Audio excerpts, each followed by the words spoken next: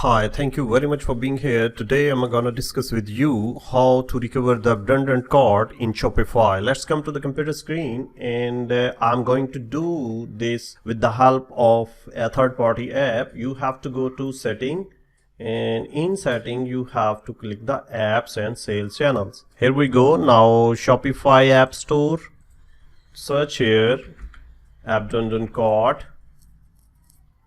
Here you will find different apps that you can use for recovery of your redundant cart. I'm going to use this.